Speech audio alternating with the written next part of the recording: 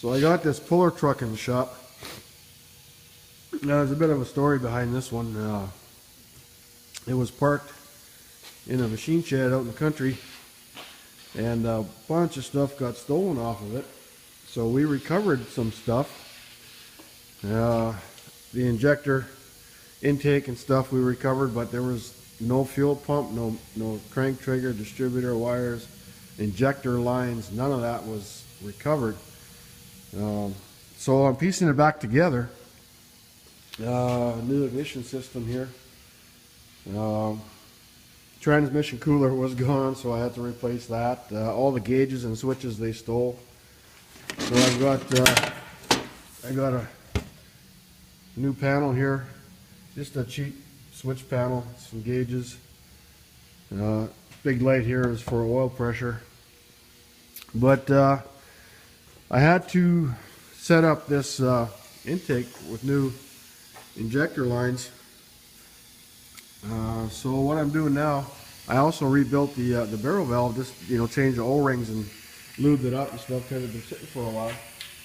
So what I'm doing now is I'm doing a leak down on the barrel valve, and I want about 25 to 30% leak down. And this is what this does is just tells me how much fuel is going in to the injectors at idle. So when I first fire this thing up, I want to make sure that this barrel valve is set properly so the thing's not going to overfuel or run lean. So I got it's a cylinder leak down tester I use for engines and whatnot, but I just put an adapter in here to run a -6 line up to the inlet on the barrel valve. I'm going to cap off the returns. So now with the get this up here maybe. So I got this hooked up. Right now the regulator is set at 0. So I want to crank it up. Okay. Pull this out. Okay, I might have to set it down here to crank it up. Sorry for all the shakiness. I'm going to crank it up to 100 on the left gauge. And then I want to read the right gauge, see what the leak down is at. Not focusing, being too shaky. Come on, get some focus here.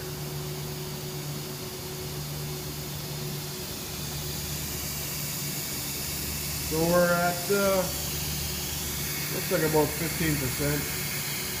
So what I want to do here is just turn this, and that'll open the barrel valve and allow more, in this case, air to go through, but when it's running, it'll allow more fuel to go through.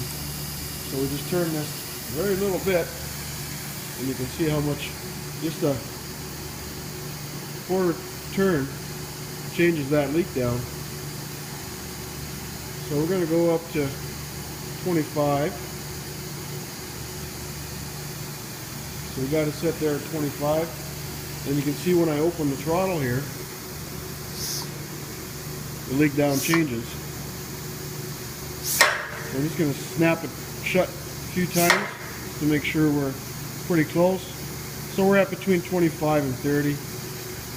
So I can, it just takes a little bit of adjustment. I'm going to snap it a few more times, and we're at about 25.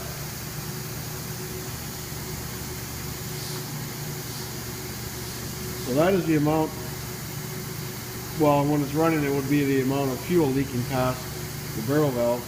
We've got about 25%. We'll make sure this stays at 100, pretty close. So that should, you can see how touchy it is. I just barely touched this, and that thing moves. So we know how sensitive these things are. So that should be a good starting point to fire this thing up. There is a bit of a gap here already. I haven't touched any of that, but the air mixture is adjusted here. You just loosen that jam nut, turn these down, and that'll open the butterflies to let more air in. So you adjust more air there, and you adjust more fuel here. So to get it right is it's not really that hard. You can almost hear the thing running. Like if it's too fat, it'll just be barfing fuel and fumes and whatnot because it runs on alcohol. Your eyes start burning. And you know, a trained ear, you'll be able to hear pretty easily that you know, it's pretty crisp and is where it's supposed to be. So the same setup is on this blower motor here, but that requires a different amount of leak down. It's got a different style barrel valve, and blown alcohol requires quite a bit more fuel. So when I put this one back together, I'm going to put the leak down on that also, and we set that a little different. But for this, it should be ready to fire up as soon as I get everything else buttoned up here. I'm still waiting for a starter, and I got to prime it. It's been sitting for a while. I'm waiting for some grommets here and stuff like that. So I still got to wire in the backup light and the shifter. But we've got everything pretty much buttoned up. It's got a nice hydraulic pump here to lift the body right up, which is pretty cool. Fuel tank straps were missing, you know, things like that. So batteries were shot at, put new batteries in it. Mounted the tranny cooler down there. It's got a thermostat on it, so it's got a fan on it, so when it starts getting hot, then the fan comes on. But yeah, I should have this thing running as soon as I get that starter and finish up the wiring. It should be ready to fire up.